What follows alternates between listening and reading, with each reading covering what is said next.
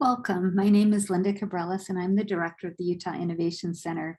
This 101 workshop will discuss the federal Small Business Innovation Research and Small Business Technology Transfer Programs, known as SBIR-STTR, and will include a discussion of the resources our office provides. Let's get started. Today, we're going to cover how the Utah Innovation Center supports small businesses interested in the program, the federal SBIR-STTR program itself, solicitations and topics, qualifications for your company and team, how to find a champion, the importance of commercialization, and next steps.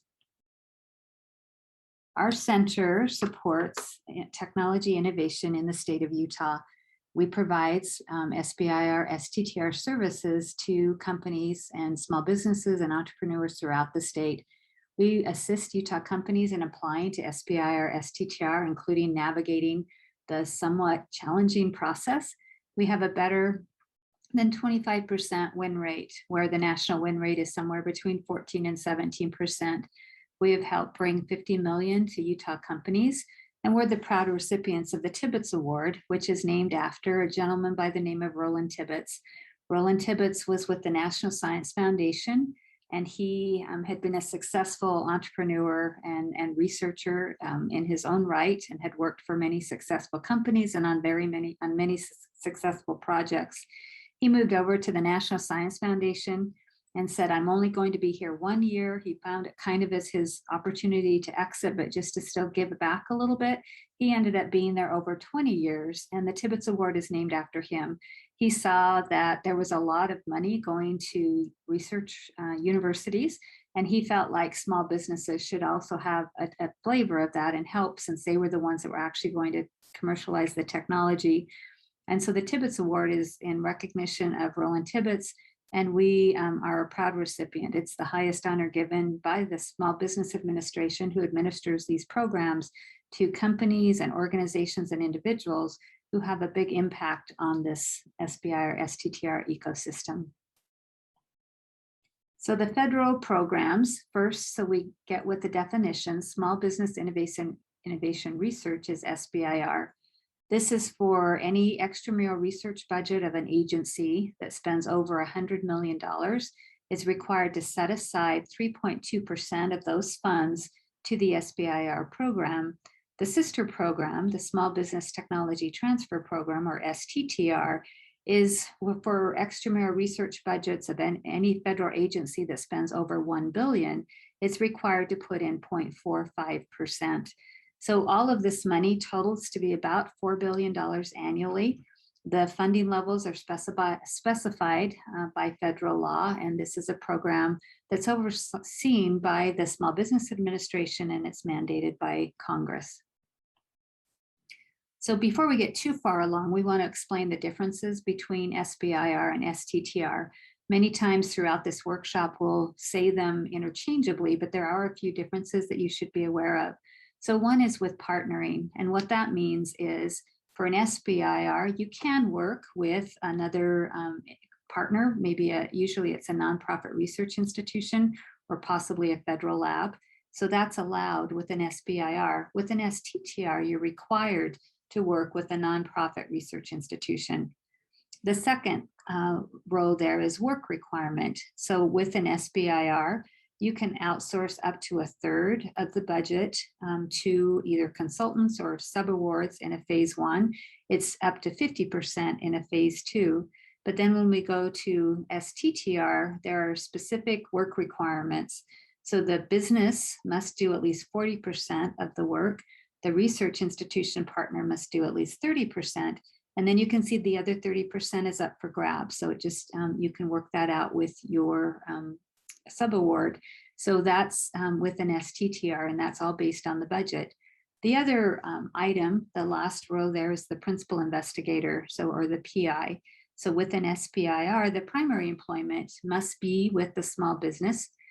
For an STTR, the principal investigator can either be employed by the research institution or the small business. And the one exception to that is the National Science Foundation, where they require the principal investigator to be employed by the small business for both SBIR and STTR.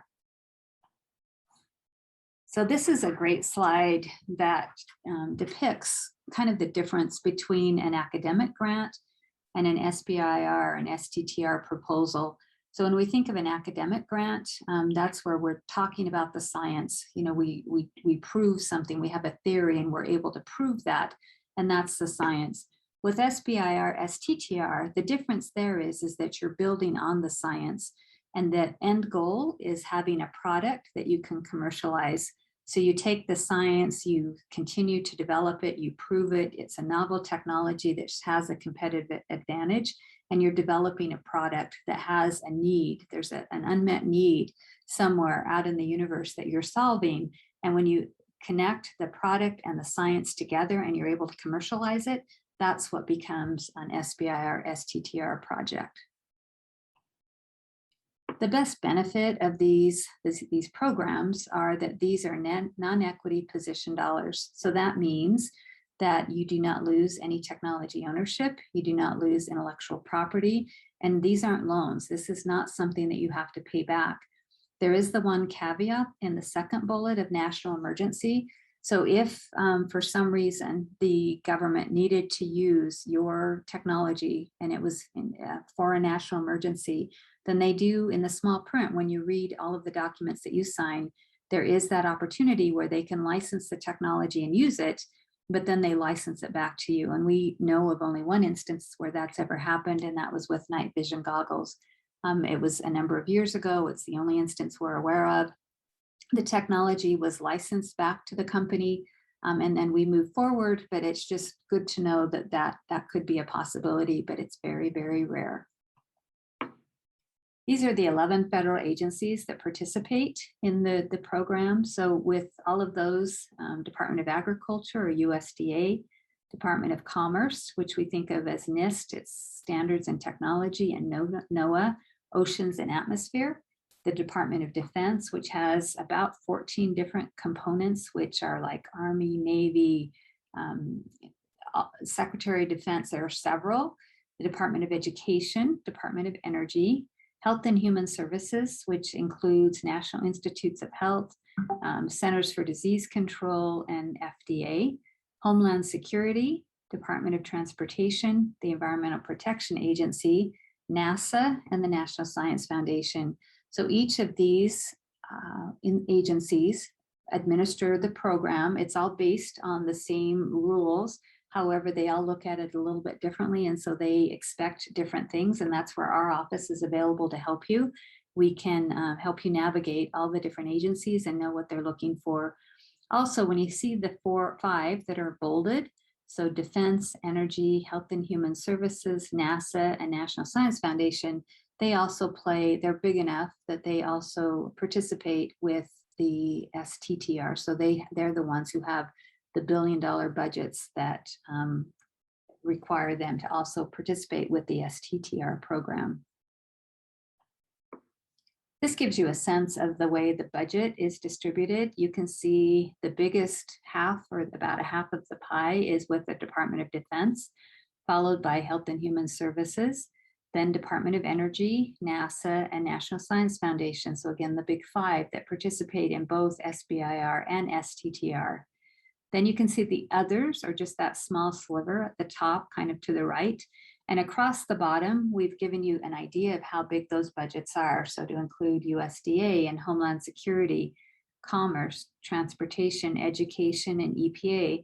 And you can see these are smaller budget amounts. And so you might just say, well, like if I was going to really look at this and have my strategy, that the first place I would go is Department of Defense because they have the most money.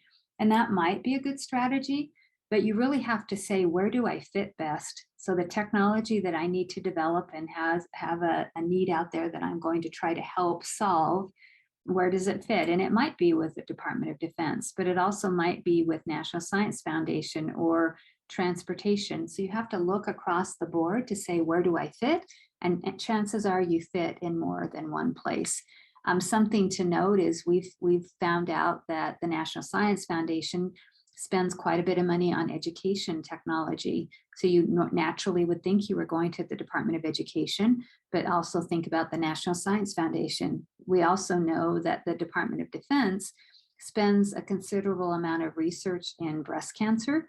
Normally you would go to think, oh, that's Health and Human Services, probably the National Cancer Institute, which again is a good idea, but know that the Department of Defense is also very concerned about the warfighter and the warfighter's family. So they are going to also spend money to help there. So you kind of, again, want to look at all of the possibilities of where you might apply. So to talk about the eligibility for your company, so this is based on, again, the Small Business Administration. You need to be a for-profit business, 51% owned by individuals who are citizens or permanent residents in the US, have fewer than 500 employees, including affiliates. And to work with our office, we ask that you have a Utah business license.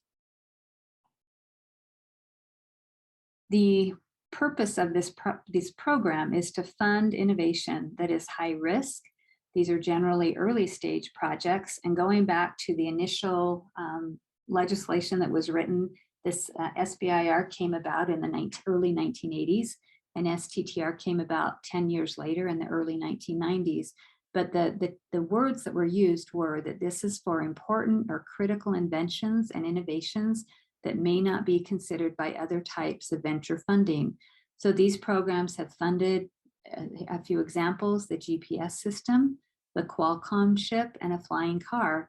But there was also a topic that came out with Health and Human Services for 3 years straight for a better life vest, because people are drowning and they wanted to find a better option, because their current option was those life vests that are cumbersome, they're ugly, so they're looking for something better. So you can see that it's very high tech and high risk projects, but it can also be for something very practical. If there's a need out there that the government wants help solving, then that's where, you know, there could be an opportunity here as well.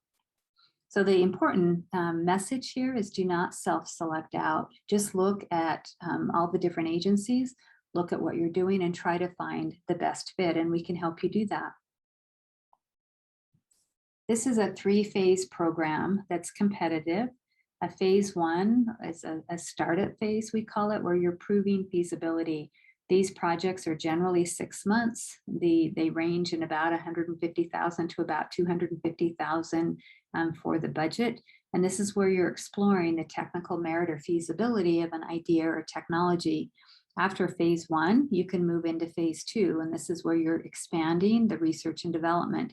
These projects are up to 2 years. Again, the average is somewhere between 750,000 to 1.5 million. And with these, the commercialization of the project, of the product that you're developing, is 40% of the win. In a phase 3, this is where innovation moves into the marketplace. So this is where there's either private sector or other non-SBIR federal agency funding, where you're actually starting to commercialize. There are some of the agencies who offer contracts. There are some that offer grants. But with some of the contracting agencies, they're looking for your solution and they want to incorporate it into what they're doing. So oftentimes they might become your customer. So solicitations are called for proposals. They're called broad agency announcements and funding opportunity announcements, all different kinds of terms, but these can happen throughout the year. There's several that come out throughout the year. They can differ in timing and can even differ from year to year. There are some of the agencies that put out one solicitation a year. There are others that put out multiple solicitations, and they can appear at any time. This is just a quick overview of what we anticipate. This is actually from sbir.gov, which is a great source if you want to go and get further information. But you can see we go through each of the different agencies, and this is when we anticipate them. This is when they anticipate them coming out. So as you can see, there's a couple that they just come out once a year. There are others that have multiple dates. The Department of Defense has 3 regular solicitations that come out throughout the year, but then there are also others like Army and Air Force, DARPA, that they just put them out at different times. You can see with Health and Human Services towards the last third of this image, they have an omnibus solicitation, which includes National Institutes of Health, Centers for Disease Control, and also Food and Drug Administration. So they put that out once a year. And then there are some regular dates where you're able to apply. And you can see also Health and Human Services right below that. They also not only have a grant, but they also put out contracts. And so those are a little bit different. And then also National Science Foundation has multiple dates throughout the year. So we're going to start by trying to find a topic. And so we're going to quickly go here. And I'm just going to walk you through this. So this is sbir.gov. And here you can find great information. We're going to start with funding, and we're going to go to topic areas.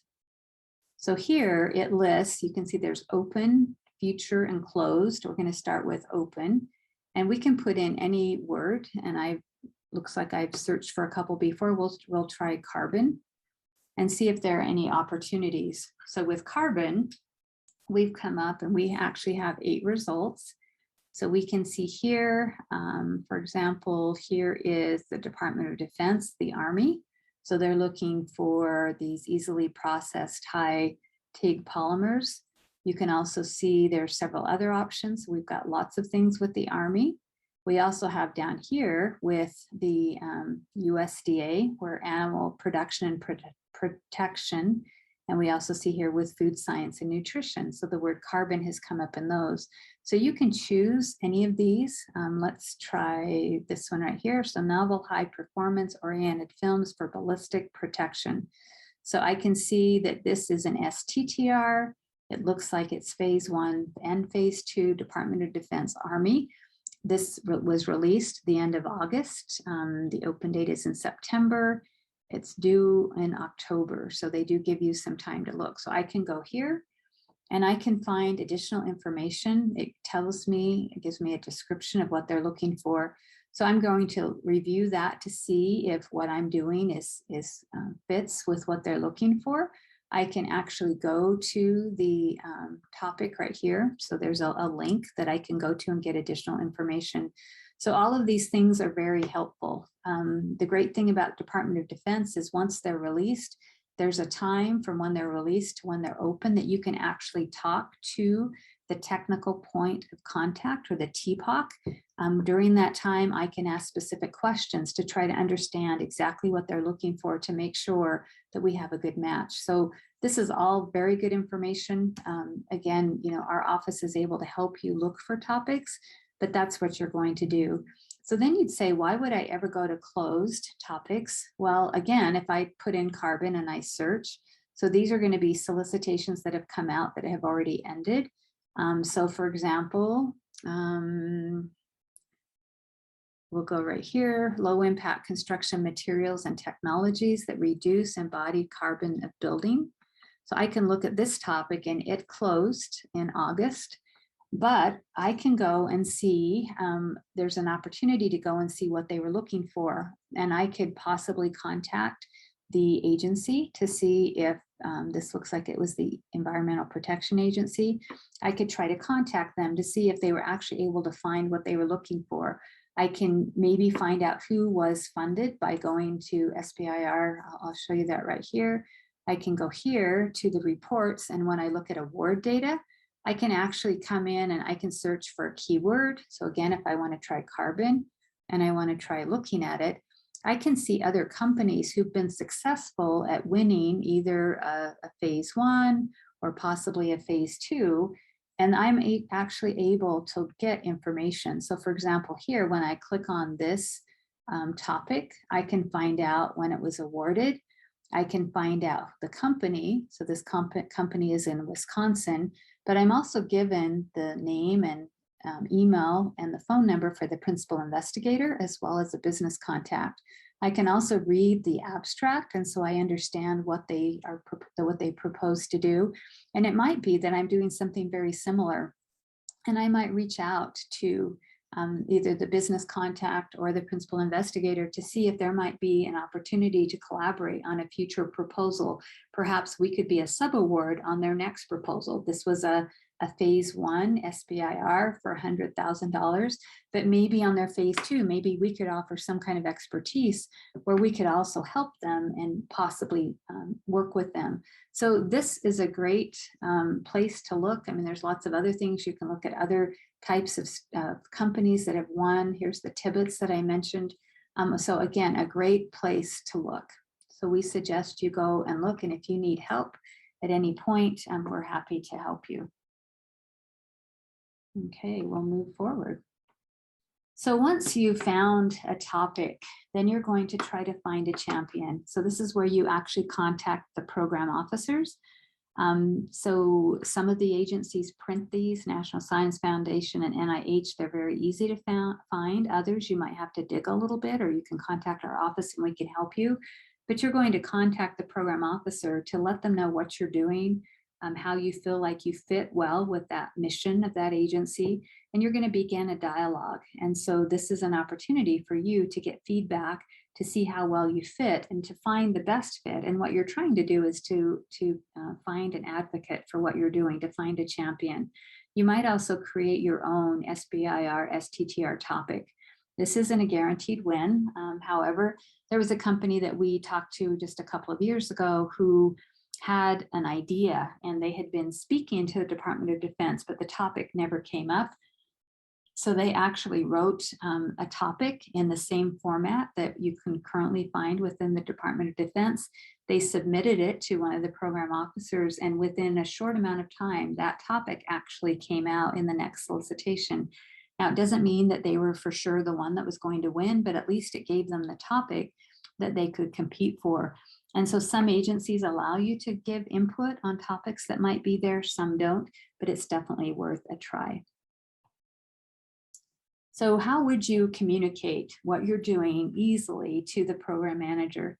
So we suggest putting together an executive summary. So this is 1 to 2 pages where you're talking about your technology innovation, the technical objectives and challenges of a specific project. So whatever project you might propose to one of the agencies, you actually think about what would your technical objectives be.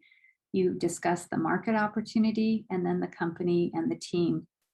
So this is the actual outline for the National Science Foundation. They call this their project pitch. And this is something that you're required to submit prior to, you have to receive an invitation to submit a full proposal, but this is what you're putting together. With NIH, they call it a specific aims page. And so the format is a little bit different, but you're basically covering the same information. So this is something that you can put together. You can send it to our office and we will give you feedback, make comments, offer suggestions. And then you can submit this to a program officer in one of the other agencies, or if you're submitting to NSF, you're going to submit the project pitch. So the principal investigator needs to be employed by the business during SBIR. They need to work for the company at least 51% of the time during the time of the award and not work full-time elsewhere. So PhDs are beneficial to the National Science Foundation and the Health and Human Services. They will say over and over again that it's not required, and it's true, it's not required. But many times the review panels are PhDs and academicians, and so you want to be able to relate to them.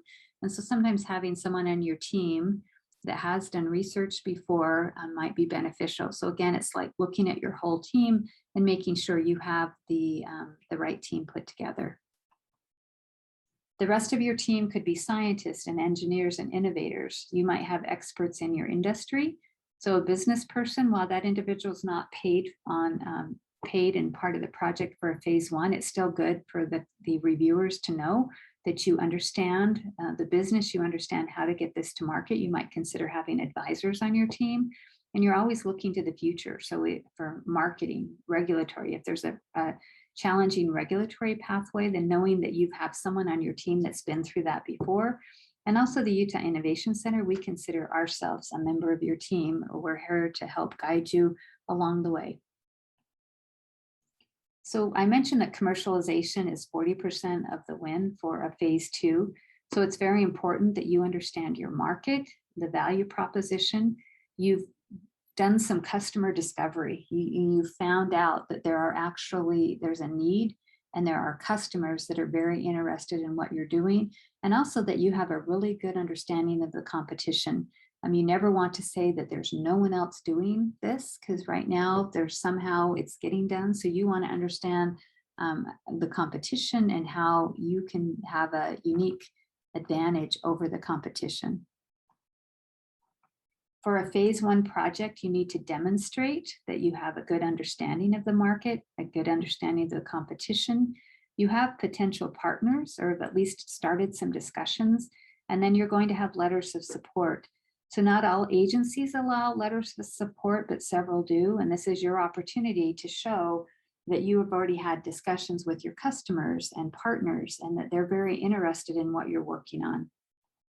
For phase 2, you're going to actually present a commercialization plan. So this is demonstrating that you have and understand the commercialization path. You are going to either license or manufacture. You're going to again have letters of support. And as I mentioned, 40% of winning a phase 2 will be your commercialization. So how can you spend the money? So this, the funds that come through these grants and contracts are for salaries, to pay fringe benefits. You can replace supplies or lease equipment. They don't like you to buy equipment for phase 1s. You have an overhead rate, which is going to pay for your rent and utilities and anything else to run your business. That you can propose a percentage of that from the project. You can use consultants, and then you get a fee or profit, which is up to 7%. And we always tell companies to use the full 7%. This is money that you do not have to justify. You can use it for anything. Some of the no's include lawyers and patents, marketing, computers. They expect you to be an established business. You can't construct a building or create a lab. And with travel, there's only certain times that you can actually recommend travel. So, and if you notice on lawyers and patents and marketing, there's a little asterisk, and we're going to talk about that right here. So something fairly new to the SBIR/STTR programs are TABA, or Technical and Business Assistance. This is money that can be used for some of those expenses that were on the no column, including market research, marketing, legal, and patents. So for a phase 1, this can be up to $6,500. For a phase 2, it can be up to $50,000. And again, it pays for a technical assistance or commercialization contractor. This varies by agency. Some agencies allow this money to go above the budget cap. Some require it to be within the budget limit. And some of the agencies don't offer this program at all. And you have to request TABA within the phase 1 proposal to receive it. So what would your next steps be? So first, you would engage our office. We have consultation and office hours. We can review your executive summary. We can provide a checklist of required tasks. So for each of the agencies who put out a solicitation, we will go through all of the requirements, and we put together a task list that goes step by step through all of the things that you need to do in order to submit a proposal, and we're happy to share that with any Utah company. Next, you're going to make sure you've completed your registrations. So the registrations are quite arduous. We're lucky. We have a wonderful Procurement Technical Assistance Center here with the Governor's Office of Economic Opportunity, PTAC. So they have offices throughout the state of Utah, and they're available to help you if you get stuck with the registration process. So the registrations, you need a business license. You need to have a checking account in the company name, a DUNS number, which that's going to be changing to a unique entity identifier coming up in future months. You're going to register with the System for Award Management. So this is where you are actually paid. So this has a little bit more arduous process because they want to make sure there's no fraud involved. So you have to have a checking account. You'll go to sbir.gov and you'll register. And this can take time. We say it can take up to 6 to 8 weeks. So you want to make sure you do this soon. You need to identify an authorized organizational representative with grants.gov. And then with the SBA, this is a fairly quick registration, but you go to sbir.gov/registration, and you just put in the information. And this is how the SBA tracks companies that are working in the SBI or STTR space. And you can also register with agencies of high interest. So a big note here is to avoid any kind of scams with the system for award management. There have been several companies that have tried to get your attention so that you'll pay them to go through and do this for you. None of these registrations cost any money, so don't pay anyone to do this for you. Just make sure you're on sam.gov. Don't let it take you to another website. So there's no cost to register, so make sure you do not pay any attention to pop-ups that might come up. So the reality check is that this takes a lot of time. So for a first proposal, this can be upwards of 200 hours. For subsequent proposals, you might think that, oh, I'll save a lot of time, but not really. And this is still about 150 hours for subsequent proposals. And it's important to note, you just can't write a proposal for one agency and then just copy and paste it for another agency. As I mentioned earlier, the agencies all look at this different, and what they expect is different. They have different formats, their missions are different. So you need to write directly to the topic. That's how you'll be most successful. This is a timeline of if you were to find a topic that matched your technology, then in week 1, you would contact us. We would help you along the way, provide that task list that I mentioned. You're going to contact the program manager. Again, we can look at your executive summary and help you with that communication. And you're going to make sure that all the required registrations are taken place. In week 2, you're going to outline the specific project. So who, where, how, and make sure to take into consideration the program manager's comments to make sure that you're tied in very specifically to the topic that they're looking for. You're going to have letters of support and consultant letters and anything else that you're required to get that requires other individuals. So you're not waiting on them. If you get this done early in the process, then you can just kind of breathe easy and work on your project because you're not waiting for somebody to get something back to you. About the 3rd week, you're going to have a good solid draft of your technical proposal. You're going to draft all the ancillary documents, and this can include, there's bio sketches that are required, facilities and equipment, several other documents, and we have templates. So if you reach out to us, we can provide some guidance with those. You're also going to draft your budget and your justification. By week 4, you're going to have final ancillary documents. You're going to finalize the letters of support. By week 5, you're going to have a second final draft of your technical proposal and budget. And you're going to make sure you've gone on to the submission site and you've checked it to make sure you can get in, that you're all good to submit. And then by week 6, you're going to do the narrative summary, which is what I showed you on sbir.gov, where it's that abstract. It's where after you've written the whole proposal and you really have it in your head about what this, the impact of your project, you're going to write this up, because this is one of the things that reviewers look at first to see to gauge the excitement, their excitement over whether or not your project should be funded. And you're going to make sure that all the documents work together, and we can help you with that. And then doing a final document check, and you're going to submit. And again, it takes upwards of 200 hours to get one of these completed, and make sure you include us along the way. We can help you review documents. We can provide comments and edits and answer any questions that you might have. So the reality check is if you have a release of a phase 1 solicitation and you've found a topic that fits right what you're doing, you have about 6 weeks to complete your phase 1 proposal.